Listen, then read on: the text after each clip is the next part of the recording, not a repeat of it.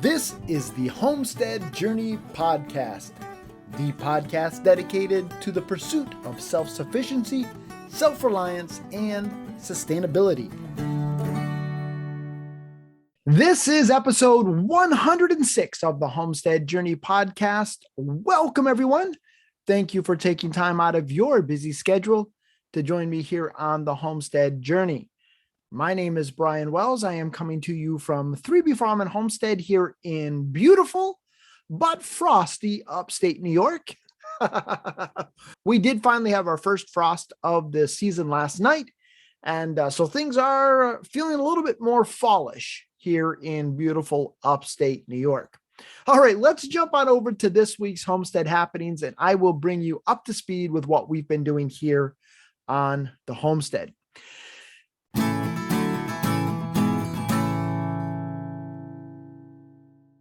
The first thing I want to share with you is a bit of sad news, and that is that we did lose one of our piglets this week. I'm not sure what happened on Tuesday when I went out to feed them after work. I noticed that it didn't come out to eat. As I walked by the housing, I heard kind of this weird squeaking / wheezing noise. And so I grabbed the piglet, I segregated it, tried to make arrangements to get it to the vet, but before I could get it there, unfortunately, it died. My thought is it may have had the onset of pneumonia, but I don't know that for sure. I certainly didn't take it to have anybody look at it. I just disposed of it. But as my buddy Dave says, when you have livestock, eventually you're going to have dead stock, and that's just a reality of it. I am keeping a close eye on my other pigs just to make sure that there isn't an issue in my herd. Up to this point, thankfully, it doesn't appear to be. It appears to have been an isolated incident. But unfortunately, we did lose one of those piglets. And so now we are down to one of the 6 that were born. So this has not been a very successful litter. Now, thankfully, this was not a planned litter. So, I guess that's the silver lining in the cloud, but certainly it does suck anytime you lose any kind of livestock on your homestead. On to much happier news, and that is that this week my son did celebrate his 17th birthday. And so, folks, it's hard to believe that it has been 17 years since we brought him home. And it is hard to believe that we are 1 year away from him being legally considered an adult. And he made sure to make me aware of that. Little turd. But yeah, folks, there is so much truth when people tell you, don't blink, you'll miss it. You certainly don't understand that until you are closer to the end than you are to the beginning. And so those of you who are listening to this podcast who have young kids, I would say to you, cherish every moment, take time for them above and beyond the homestead. It's not that you have to ignore the homestead to include your kids. It's not what I'm saying at all, but just make sure that you keep the main thing. And that, if there's a time when you have to make the choice between the homestead or the kids, choose the kids every time. You won't regret it. Along with that, today we invited my mom and dad and my aunt and uncle down to our house to celebrate Brian J's birthday. His birthday was on Wednesday. We went out for dinner. Then we had everybody down to have a meal and some cake. And we had the most delicious homestead meal today. We had one of the smoked turkeys that we had processed a couple of weeks ago. We had some roasted root vegetables, probably the last of those that we will have this year from our garden. And we had some of our own squash. So it was very, very delicious and so very satisfying. And then backing up a couple of days, I believe it was Friday, my wife made this most delicious soup. It was a chicken and rice and squash soup. And folks, in that, the only thing that did not come from our homestead were some of the spices and the rice. Other than that, the broth, the chicken, the squash, all came from our homestead. And again, just such a satisfying and very tasty experience. And it's something that I will be looking forward to over the next several weeks and months as we continue to enjoy the bounty from this year's harvest. As I mentioned in my opening, we'll call it monologue, we did finally have our first frost last night, and it was something that took us all by surprise. I don't believe I saw anywhere that they had predicted a frost. In fact, on Friday, I looked at the long range forecast and there was no frost anywhere mentioned. And I talked to my dad today, and he said that he had not heard of a frost advisory. And yet this morning when I woke up, I saw on Facebook, somebody had posted that there was a frost. And so I went out and I looked, and sure enough, we were at 30 degrees here on our homestead. Now, in the past, what I have done in our garden is I have waited until I had a frost advisory. And then at night, my wife and I, and sometimes our son, were out under the cover of darkness with headlamps trying to harvest the last few things. And this year I made up my mind that I was not going to do that. I was going to harvest everything while it was still daylight and while it was still semi-warm. And that's actually what I did on Friday evening and Saturday, even not knowing that there was an inbound frost. I spent those days picking the remaining peppers, picking the remaining tomatoes, picking beans, and so forth. And I guess it was dumb luck. I got there before the frost and didn't even know that it was inbound. So it was much nicer to do it that way than it was to do it under cover of darkness with headlamps. Now, there was one section of the runner beans that I did not get harvested, and there were some Thai chili peppers that I didn't get harvested. I did not go check on them today to see what the impact was of the frost on them. So I may have lost those. I'll check them tomorrow, but with the family here, I just didn't bother going to look. And maybe part of it is I just didn't want to know.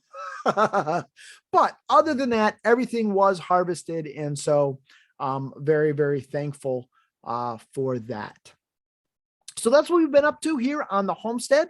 It was a busy week, and yet it was a very satisfying week. And hopefully in the long run, it will be a very tasty week.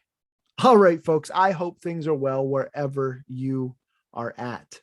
Before we jump on over to this week's Charting the Course, I did want to remind you just to keep your ears peeled in that next month, the month of November, is the month that we celebrate the anniversary of the Homestead Journey podcast. So it was 2 years ago that we began our journey together towards self-sufficiency, self-reliance, and sustainability. And so what I have done this week is put together a bit of a survey/questionnaire that I'm asking you to fill out so that you can help me help you, right? We're going to chart the course of the Homestead Journey podcast together.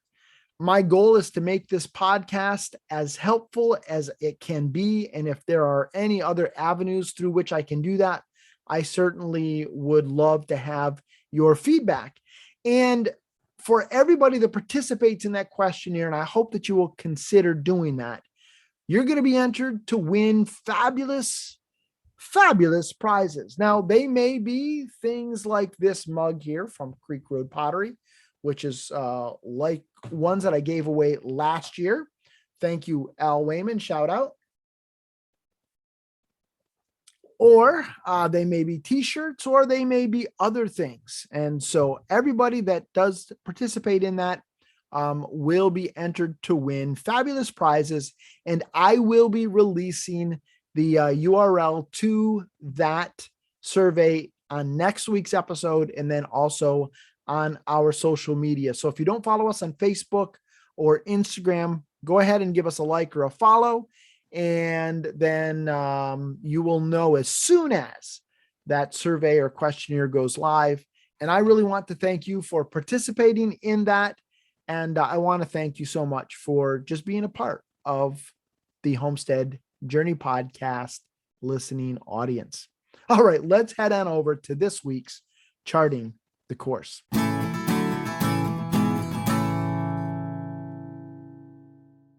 So this week's Charting the Course is going to be the first in a two-part series on buying a tractor for your homestead. Several years ago, before I started doing the podcast, actually, I put out a video on our YouTube channel talking about our Kioti CK3510SE that we purchased 3 years ago. And that by far and away is the most viewed video on my YouTube channel. One of the things, though, periodically that I get is a solicitation of a follow-up video.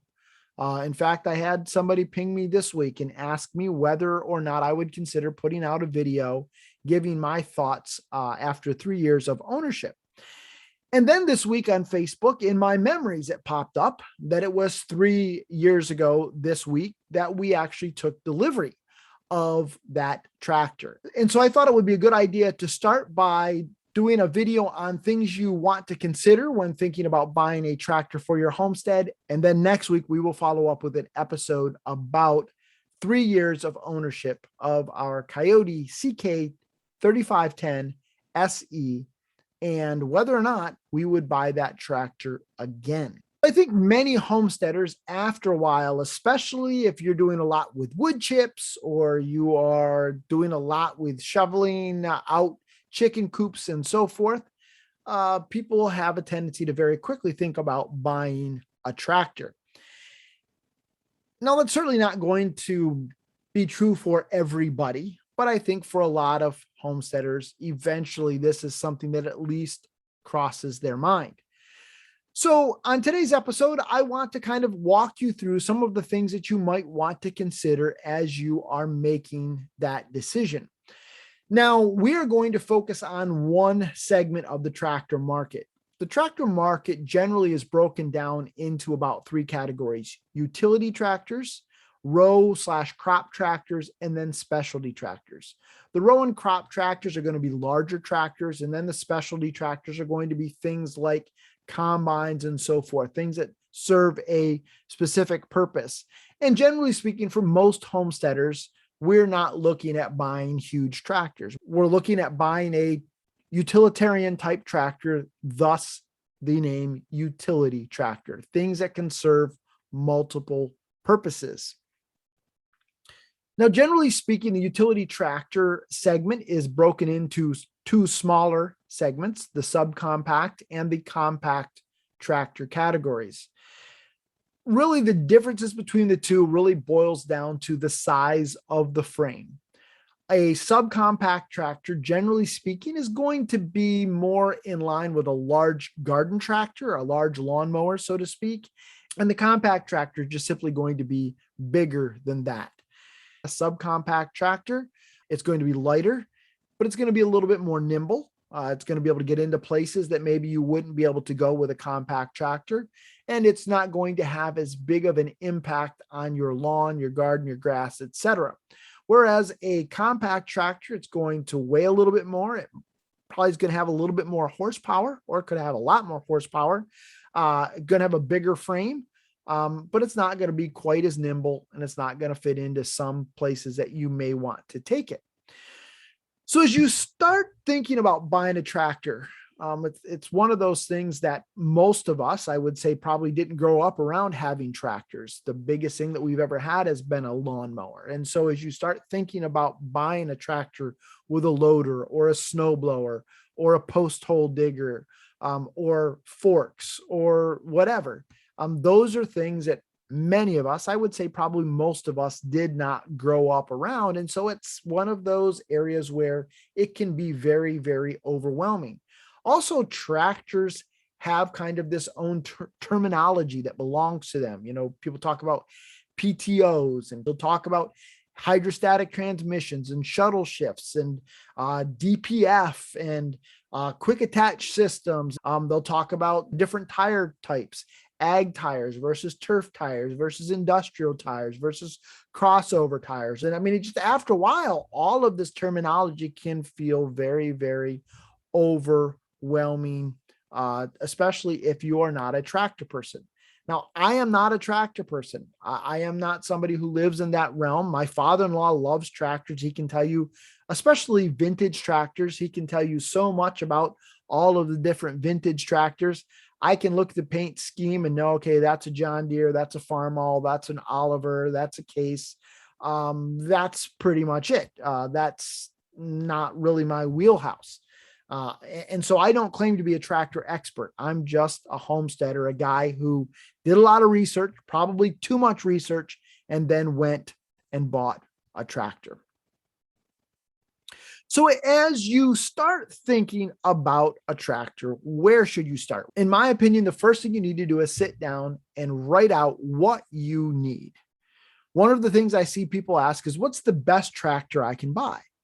Well, I think that's the wrong question. It's like saying, what's the best hammer that I can buy? Unless I know what you're going to do with that hammer, I could very easily lead you astray. If you were wanting to put finishing nails into a project, then me telling you to buy a 20-pound sledge is going to be really, really bad advice. And if you were wanting to drive stakes into the ground, then me saying, hey, grab a ball peen hammer is really, really bad advice. And so the same holds true for tractors. You need to understand what your needs are. Don't worry about what your neighbor has. Don't worry about what your friend has.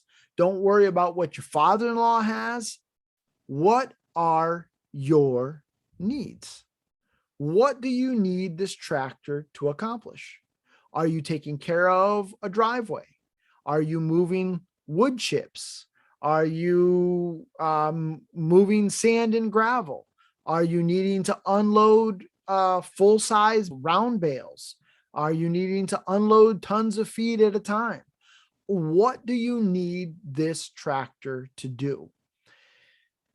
As you think about what you need the tractor to do, though, don't just be focused on what you need the tractor to do right now. Try to look into the crystal ball and be realistic, but also try to think about what you may need the tractor to do in 3 or 5 years, depending on what your plans are for your homestead.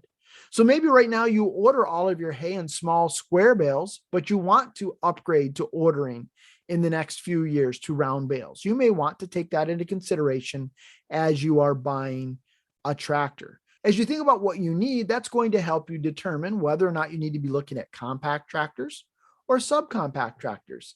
So if you're wanting to use this tractor to mow your lawn, as well as maybe move some wood chips, you're probably going to want to look at a subcompact tractor, something a little smaller, a little more nimble, that's not going to tear up your lawn like a compact tractor might. Again, going back to the example of you unloading full-size round bales, a subcompact tractor is not going to get you there safely. And in fact, lower end compact tractors probably aren't going to get you there safely either. But again, you need to understand what your needs are, and that'll help you start determining whether or not you should be looking in the compact or the subcompact direction. Another thing that you're going to want to take into consideration once you know what your needs are is the type of transmission you're going to look for in your tractor. Do you want a hydrostatic transmission, or do you want a geared or a shuttle shift style transmission in your tractor? And a lot of this is going to be driven by A, your ability or your comfort with tractors, and B, what you're going to use the tractor for. So again, your needs. If you're somebody who is brand new to tractors, you're going to be doing things on a hilly area or a slick area, then you're probably going to want to consider a hydrostatic transmission. Now, a hydrostatic transmission is simply one where you have a pedal that you press to go forward and a pedal that you press to go backwards. And then there's a brake. You might have a high, medium, and low. You adjust the throttle in order to gain speed, but you press the forward pedal to go forward. You press the backward pedal to go backward. Very, very easy to use. And I think for most homesteaders, it's probably the best option. But if you're somebody who is doing a lot of heavy tillage, and again, most homesteaders aren't, then a shuttle shift style tractor may be a better option for you. A shuttle shift is simply one where you would have a first, second, third, fourth gear. You would select a gear, you would put the tractor in gear, and you would go. There's a little bit more to it than that. Sometimes you have to have a clutch. Sometimes you can do it on the fly. It varies from tractor to tractor. But I think for many, if not most homesteaders, especially people who aren't that familiar with driving tractors, a hydrostatic transmission may be the better option. One thing to keep in mind, though, is that a hydrostatic transmission probably will cost you more than a geared transmission or a shuttle shift. And it also does slightly reduce the PTO power. So you're probably going to lose anywhere from a half a horsepower to a horsepower at your PTO using a HST versus a shuttle shift. Now, certainly this does vary from manufacturer to manufacturer. And I think for most people, they're not going to notice that, but it certainly is something that you may want to consider. After you think about what you need and you consider compact versus subcompact, you consider HST versus a shuttle shift, at this point, you need to think about what you want. Now, wants are things like, in my opinion, a cab or cruise control or armrests on your seat. They don't overall affect the ability of the tractor to do the job, what you need it to do, but they may make using the tractor a little bit more comfortable, a little bit more enjoyable. Now, for most people, in my opinion, a cab versus not having a cab is a want type proposition. Unless you're somebody who spends hours on a tractor out in the sun, in that case, maybe a cab might be more of a need.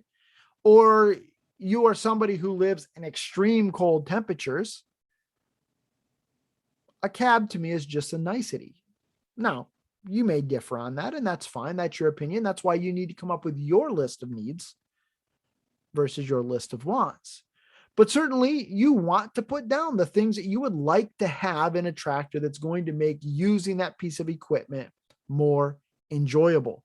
Because the more enjoyable it is to use it, the more you're going to use it, and the more payback you're going to have for your investment.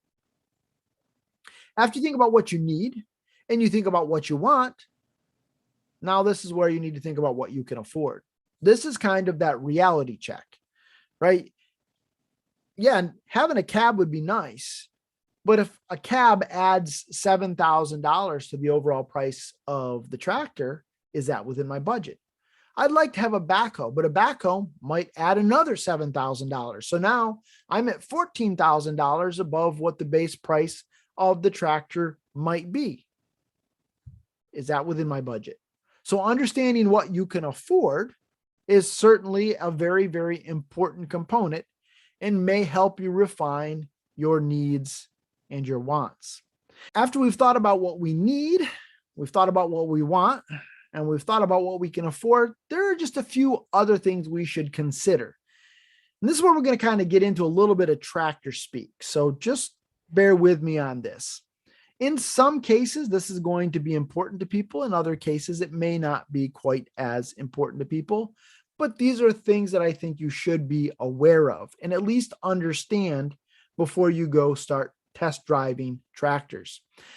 One of the things you may want to consider is whether or not you want to include DPF, which is diesel particulate filtration, on your tractor. Now, what DPF is, it's a technology that has been required on Tier 4 engines or above that with more than 25 horsepower that has a greater filtration of the diesel particulates. So remember that black smoke that diesel engines are known for spewing out. This is supposed to filter that out. And then periodically that kind of gets clogged up. And so it does what's called a regeneration, which kind of burns that off, but it's supposed to be more environmentally friendly. Now, there are some people who think it's no big deal. There's other people that hate it.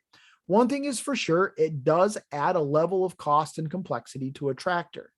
And if something goes wrong with it, it could be expensive to fix. For me, when I was looking at tractors, it was something I tried to stay away from. And so I really looked at 25 horsepower or under because I really was trying to avoid DPF. Now, the tractor I eventually purchased had DPF. It's regened, I think, twice in the 3 years that I've had it. It's not been that big of a deal, but it's something that you may want to consider as you move forward with your tractor purchase. Another thing you may want to think about is whether or not the implements you're wanting to buy are proprietary to the tractor manufacturer. Where this really comes into play, or came into play for me, was when I was looking at the attachments for the front loaders.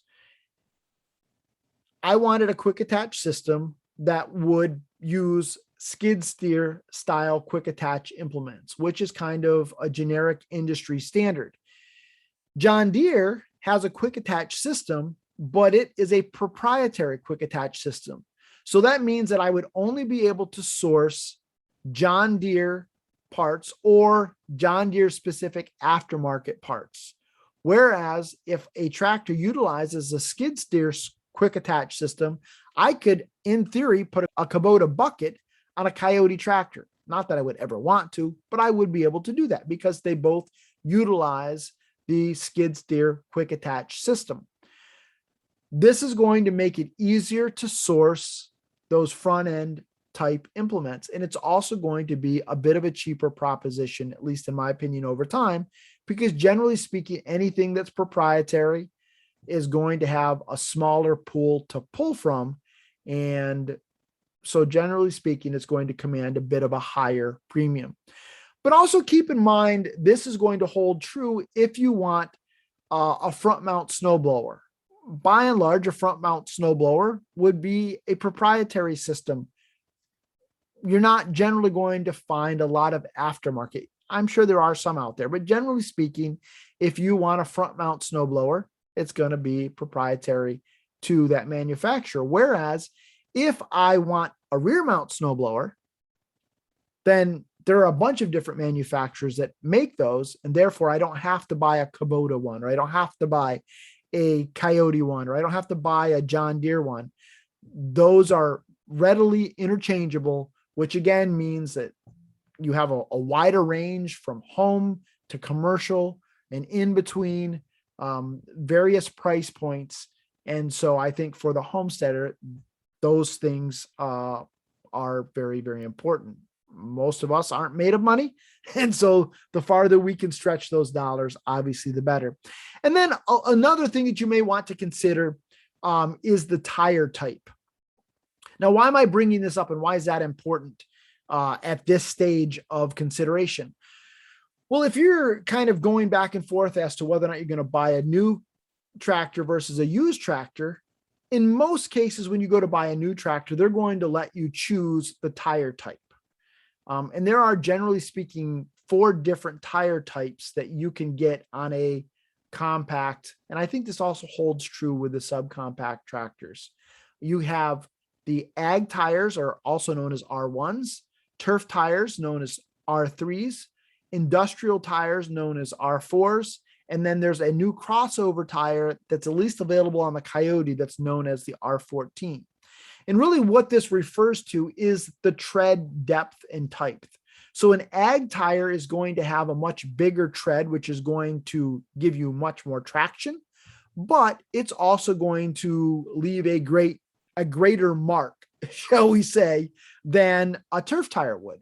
A turf tire is just that. It's designed to be driven on turf. So if you're wanting to mow your lawn, for example, a turf tire is going to be a much better option than an ag tire would be, or an R1. An R4 or an industrial tire is kind of somewhere in between. It's got a bigger tread or a thicker tread than a turf tire does. So that means it's going to offer you better traction if you're doing loader work or if you're doing snow blowing, things like that. But it's not going to leave as deep of a mark in soft ground as an ag tire would. And then they recently released the R14. I believe that's new this year on the Kiotis. I'm not sure what other manufacturers are using them, but it's a crossover, which is kind of a hybrid of the industrial and the ag. Again, it's a little bit more traction. I think it actually leans a little bit more in the turf tire direction, but I could be wrong on that. But why is that important? Well, if you're getting ready to buy a used tractor and it has ag tires on it, but you want to use it to mow your lawn and you need to swap out those tires for turf tires, then you need to factor in that cost. And that's not cheap. Tires are not cheap. And I actually ran into that with my 1953 Farmall Cub, where somebody gave me a belly mower for it. And I thought, oh, I'll use that to mow my lawn. Of course, I wasn't thinking that you need a country mile to be able to turn that sucker around. But it had ag tires on it. And so I looked into buying turf tires and realized for the cost of me buying turf tires for that thing, I could just go out and buy a lawnmower. And so that's what I ended up opting to do. But certainly tires, and again, some of this goes back to what your needs are, what you're going to do with this tractor. If you're going to snow blow, a turf tire probably is not going to be a great option. If you're going to mow, an ag tire is probably not going to be a good option. So understanding what your needs are is going to help you determine what tire type that you're going to want. So after you've compiled this list of needs and wants and things you might want to consider, and importantly, your budget, at this point, my recommendation is to go out and drive tractors. Go to as many dealerships as you can and drive as many tractors as you can. And don't get caught up on color, brand, anything like that. And we'll talk about that a little bit more here in a bit, but that should not be your driving consideration. In fact, that should be the last thing that you worry about. And I'll explain why here in a moment. But go out and drive tractors. Get a feel for them. You're going to find things about certain tractors that you like and certain tractors that you don't like. And it's personal preference. It's not right or wrong. You may like, for example, on a hydrostatic transmission, a rocker style pedal where it's rocker style. You put your foot on it, you rock forward, you press forward for the tractor to go forward, and then you press backwards with your heel for it to go backwards. You may like that. I didn't like it. I found that I wanted a tractor that had a side-by-side pedal, but to each their own. You may like the rocker style pedal, and that's great. One of the other things that I found as I went out and drove tractors is I found that I did not like having the joystick for the loader to be connected to the loader, because what I found is that when it was connected to the loader, that made it so that it was very difficult for me to get on and off the tractor on the right-hand side. Now, there are those who will say that you should never get off and on a tractor on the right-hand side. You should only get on and off on the left-hand side. But then there's also the reality of the situation that sometimes you're in a situation where you need to get off on the right-hand side of the tractor. And so I found that I did not want that joystick connected to the loader. I liked it better being in the wheel well, where if you take the loader off, the joystick stays with the tractor. It's personal preference. I discovered that by going out and driving a bunch of different tractors. My dad and I actually took a Saturday. We started at the dealership that's 2 miles from my home, and we made a huge loop, and we drove, I don't know how many tractors that day. We went and looked at a bunch of different tractors over a period of time before I settled on the tractor that I have now. But I went out and I drove tractors to get a feel for it so that I would understand better what my needs and wants were. And I found that those changed as I drove tractors. But the other important thing about going and driving tractors at dealerships, and if you can, I would recommend driving the same type of tractor at different dealerships. So if you have access to a couple of different John Deere dealerships and you're considering a John Deere tractor, go drive them at both dealerships. If you have Kioti dealers in your area, a couple of options, go drive them at both dealerships. You want to get a feel for your dealership. Every tractor forum that I've ever been a part of, people say this: when you buy a tractor, it's not so much that you're just buying a tractor, but you're buying a relationship with that dealer. And by and large, when you go to interact with that dealer, it's going to be when things aren't going correctly. And you're not going to be in a good frame of mind. You're probably going to be upset. And if you have a dealer that you're interacting with when they're trying to sell you something that's a bit of a jerk, Imagine how they're going to be when you're being a bit of a jerk because you've got a glorified, expensive lawn ornament. It's just not going to work out well. And not that I'm suggesting that we should be jerks. That's not what I'm saying.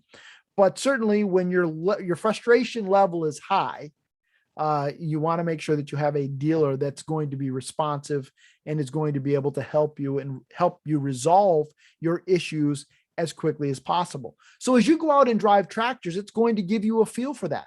But then also talk to friends and family, people that you know that have tractors, people that have John Deere, people who have Kioti, people who have Mahindra, people who have LS, and see what their thoughts are on the tractor, but more importantly, their thoughts on the dealership.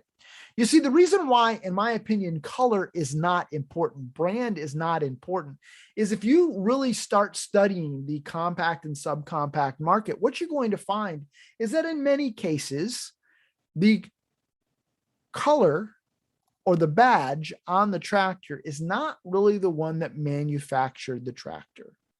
There are a lot of companies that manufacture for other companies.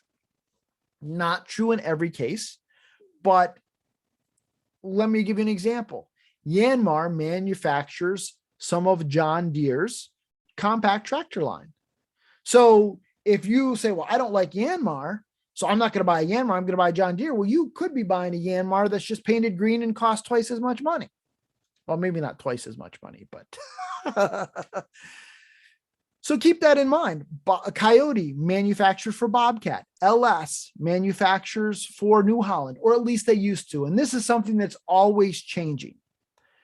And my point isn't that one manufacturer is better than another. They all have their pluses. They all have their minuses. I think if you're buying a brand new tractor, by and large, today's modern compact and subcompact tractors are going to meet your needs if you buy the right tractor for the job. If you read the forums, all of them have their issues. All of them have their high points. You have some people that are fans of certain colors and so on and so forth. That's happened since the dawn of tractor time. But at the end of the day, color, in my opinion, is not as important as your relationship with your dealer. The dealer is the most important component of the deal.